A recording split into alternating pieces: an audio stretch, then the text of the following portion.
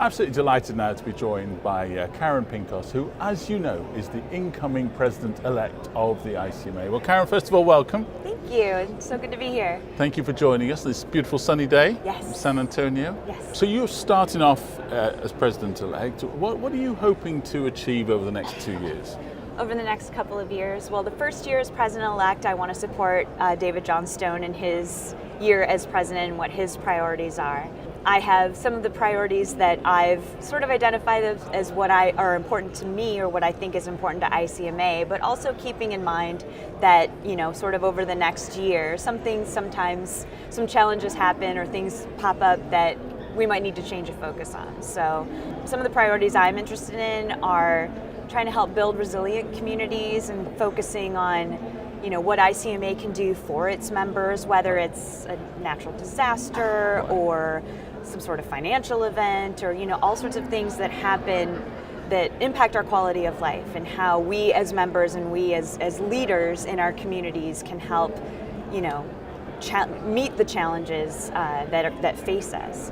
Another thing that I'm interested in continuing to have the conversation about diversity and inclusion in the profession, in our organizations, in our membership, on the ICMA executive board. I'm only the third assistant manager to ever serve and only the fourth woman in 105 presidents. Right. So, our track record needs to continue getting better, and so how we can continue to promote women and people of color in the profession and make sure that people know that they're leaders at every level and that we want to build everybody up. We live in, let's say, as the Chinese would have put it, interesting times. Yes. What do you think the role of local government is in the 21st century? I'm not the first one to say this or observe this, but local government is the government that people trust the most. I mean, there's many studies and surveys that have shown that, but also we have the greatest amount of impact on people. And so we have the greatest opportunity to be able to continue to build that trust and continue to build the community.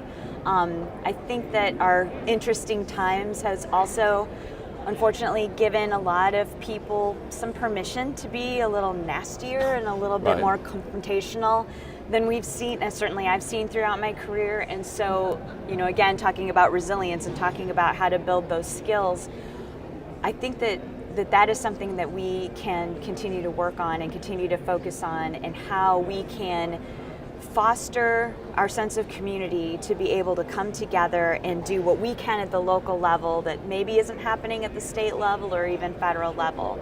And I'm not even just talking about some of the operations or services we provide, but that real sense of community, that real sense of safety for some people, of belonging, and of being able to foster that sense of quality of life that we're good at doing, and kind of making sure that local government is there for people.